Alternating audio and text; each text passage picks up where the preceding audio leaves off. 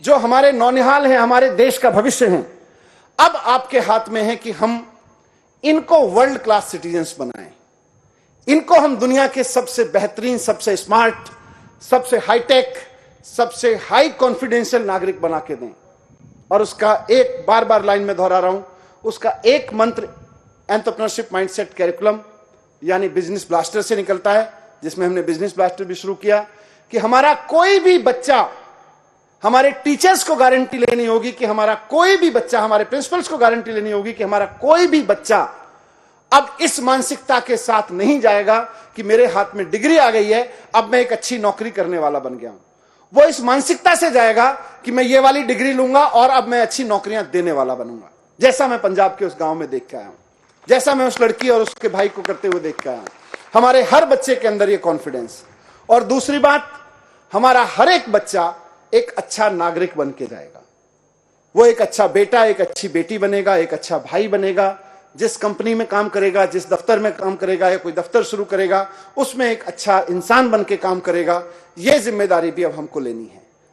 यह जिम्मेदारी हमने ली है कि हम आपको सबसे बेहतरीन सुविधाएं देंगे, लेकिन अब यह जिम्मेदारी कि हमारे बच्चे बेहतरीन नागरिक बन के यहां से जाएंगे और दुनिया के सबसे बेहतरीन प्रोफेशनल बन के जाएंगे, जिससे जितने पीछे हमारे पेरेंट्स बैठे हैं, इन सब के अंदर भी कॉन्फिडेंस हो कि हां, हमने अपने बच्चों को अगर प्राइवेट स्कूल में नहीं पढ़ाया, कोई बात नहीं, अब हमारे दिल्ली के सरकारी स्कूल हमारे प्राइवेट स्कूलों से कहीं ज्यादा शानदार हो गए हैं।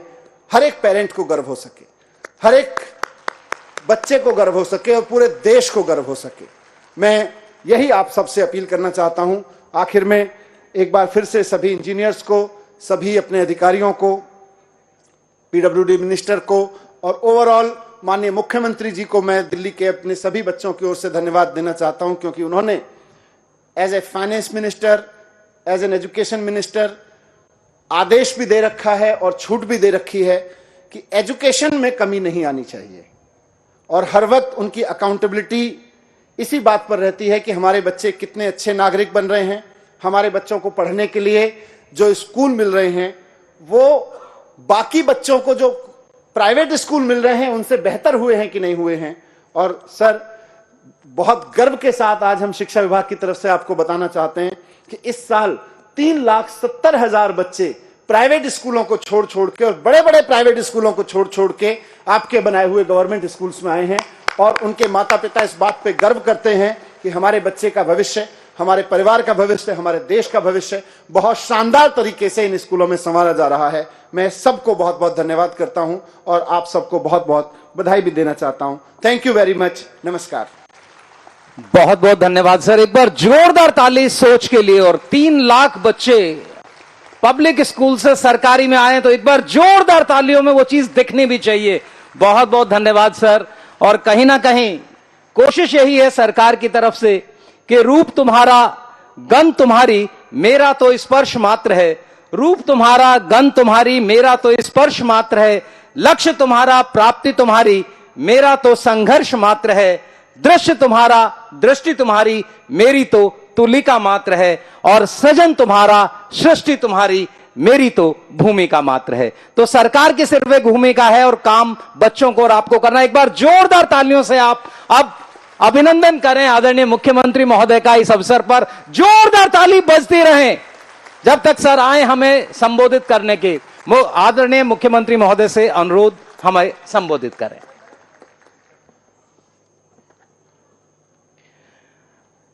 मंच पे मौजूद दिल्ली के शिक्षा मंत्री, उप मुख्यमंत्री श्री मनीष सिसोदिया जी, दिल्ली के PWD minister, health minister Shri Satyendra जी,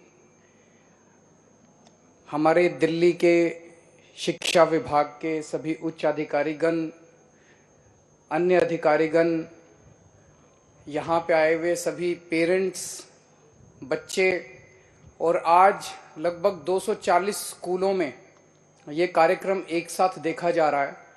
जो लोग इस कार्यक्रम को देख रहे हैं उन सभी लोगों को मेरा नमस्कार, सबको मेरा प्रणाम।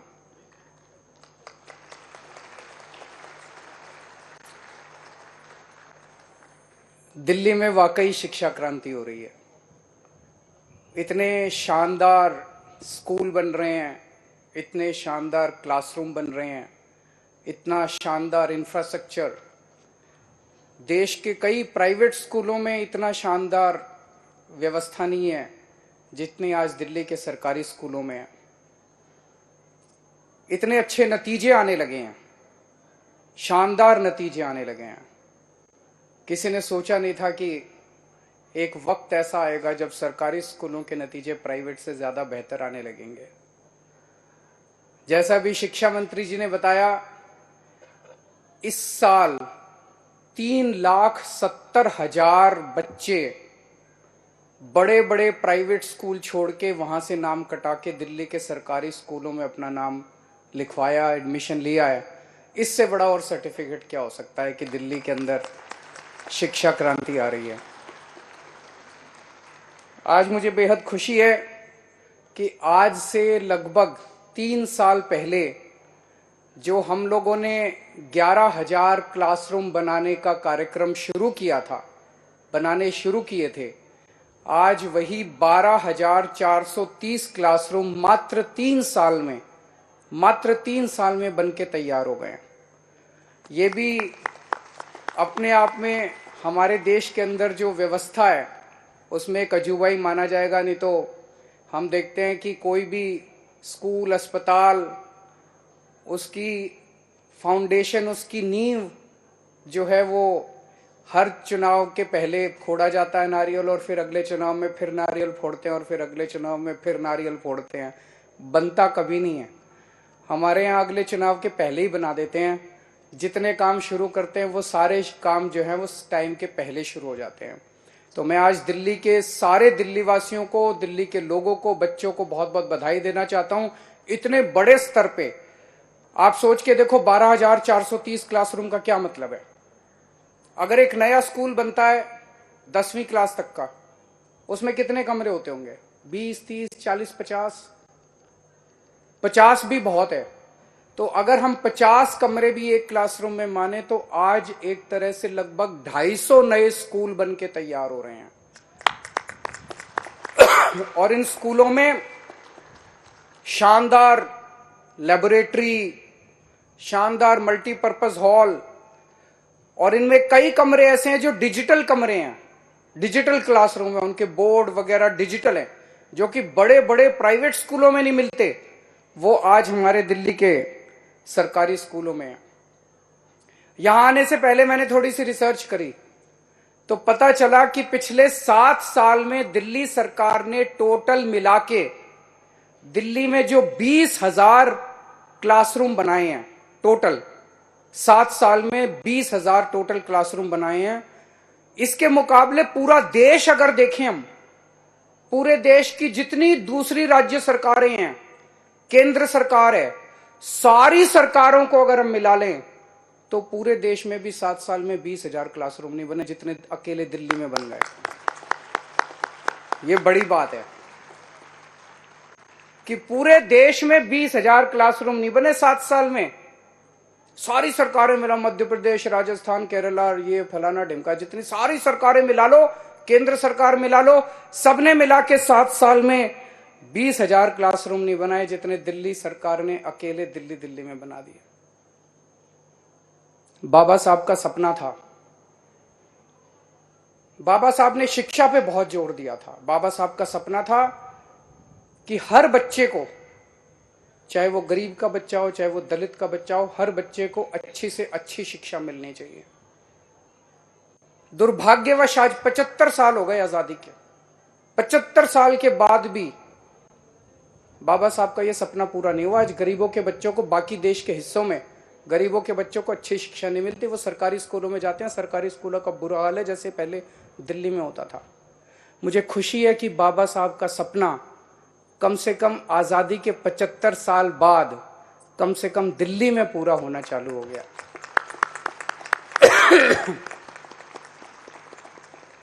भगत सिंह ने कहा था कि केवल अंग्रेजों को देश से बाहर भगाने से आजादी नहीं मिलेगी।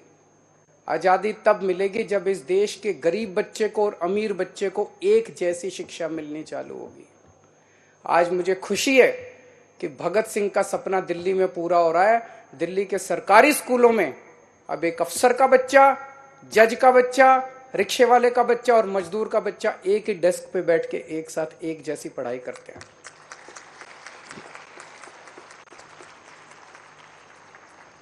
तो ये दिल्ली में जो पिछले 7 साल से हो रहा है, इतने शानदार सरकारी स्कूल हो गए, इतने शानदार गरीबों को अच्छी पढ़ाई मिल रही है,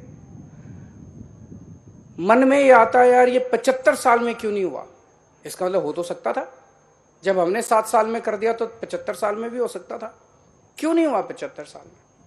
सोच के देखो, अगर आज 75 साल पहले देश के अंदर इतनी अच्छी शिक्षा का व्यवस्था हो जाती, अगर हमारे गरीबों के बच्चों को भी इतनी अच्छी शिक्षा 75 साल पहले से मिलने चालू हो जाती, आज देश कहां का कहां पहुंच जाता।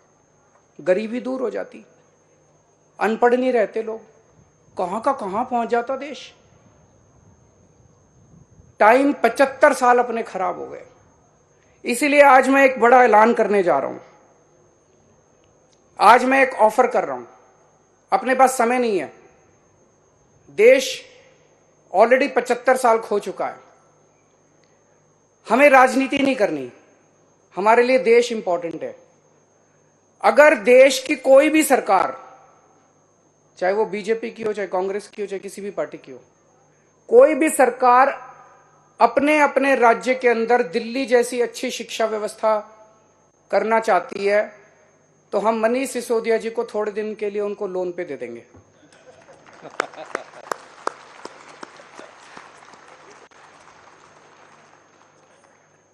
दिल्ली में अस्पताल भी बड़े अच्छे हो गए, मोहल्ला क्लिनिक भी बड़े अच्छे हो गए। तो अगर देश की कोई भी सरकार, चाहे बीजेपी की हो, कांग्रेस की हो, किसी भी पार्टी की हो, अपने राज्य में अस्पताल अच्छे करना चाहती है, मोहल्ला क्लिनिक अच्छे करना चाहती है, तो हम थोड़े दिन के लिए सत्येंद्र जैन को उनको लोन पे दे देंगे।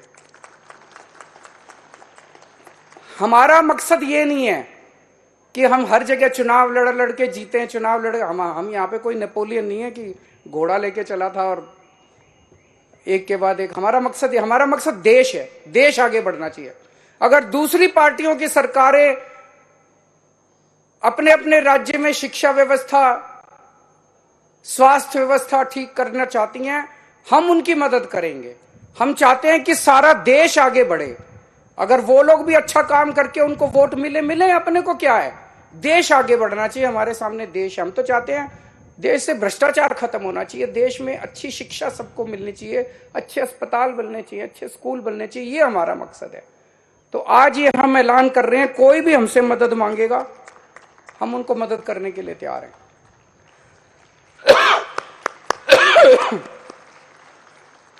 पिछले कुछ दिन से मैं देख रहा हूं, ये कई देश के बड़े बड़े नेता मिलके, आप लोगों ने भी टीवी में देखा होगा, सारे मिलके कह रहे हैं केजरीवाल आतंकवादी है, केजरीवाल। मेरे को थोड़ा सा हंसी भी आई। मैं उन सबको आज कहना चाहता हूं कि जिसको आप लोग आतंकवादी बोल रहे हो, आज वो आतंकवादी देश को 12,430 कमरे स्कूलों के समर्पित करता है।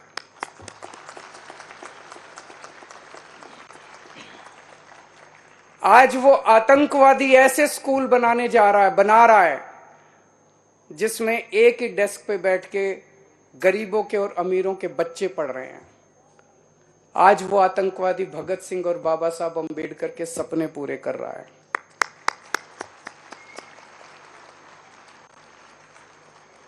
नेताओं को सबसे बड़ा डर और किसी चीज से नहीं लगता, स्कूलों से लगता है। क्यों लगता है? अगर शानदार स्कूल बन गए, अच्छे स्कूल बन गए, तो नेताओं को जात पात और धर्म के नाम पे वोट मिलने बंद हो जाएंगे। हमारे इन स्कूलों के अंदर हमारे ऐसे बच्चे, देशभक्त, कट्टर देशभक्त बच्चे अब तैयार होंगे। ये हम स्कूल नहीं बना रहे, ये हम देशभक्त बनाने की फैक्ट्रियां बना रहे हैं। यहां से देशभक्त बन के निकलेंगे। और जब ये आज सोच के देखो, 5 से 10 साल के बाद जब ये बच्चे बाहर निकलेंगे, ये बच्चे किस आधार पे वोट देंगे? ये धर्म और जात के आधार पे वोट नहीं देंगे, ये देश के विकास के नाम पे वोट दिया करेंगे। इसीलिए कोई नेता स्कूल नहीं बनाना चाहता। ये लोग कहते हैं केजरीवाल सब कुछ फ्री करता जा रहा है, फ्री करता जा रहा है, फ्री करता जा रहा है। मैं पूछना चाहता हूं कि अगर मैं दिल्ली में सरकारी स्कूल शानदार बना रहा हूं, जहां पे गरीबों को शानदार शिक्षा मिल रही है, गरीबों के बच्चों को, और अगर मैं उनको फ्री में शिक्षा दे रहा हूं, इससे बड़ा देशभक्ति का और राष्ट्र निर्माण का काम क्या हो सकता है? बच्चों को तो फ्री शिक्षा मिलनी चाहिए।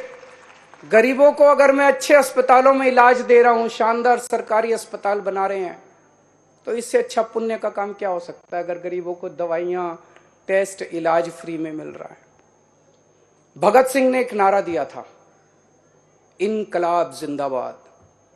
आज मैं एक नारा दे रहा हूं, इनकलाब जिंदाबाद, शिक्षा क्रांति जिंदाबाद। बहुत बहुत शुक्रिया। बहुत बहुत धन्यवाद सर। जोरदार तालियों से अभिनंदन करें उन भावनाओं का जो सर ने व्यक्त की हैं। और कहीं ना कहीं किसी ने कहा है कि मुश्किल नहीं है कुछ दुनिया में, तू जरा हिम्मत तो कर। मुश्किल नहीं है कुछ दुनिया में, तू जरा हिम्मत तो कर।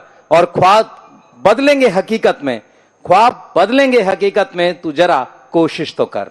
तो ये कोशिश है, एक बार जोरदार तालियों से आप अभिनंदन करें इस कोशिश के लिए सर का। और अब मेरा अनुरोध आदरणीय शिक्षा निदेशक महोदय से, वो आए और यहां वोट ऑफ थैंक्स अपना प्रपोज करें। एक बार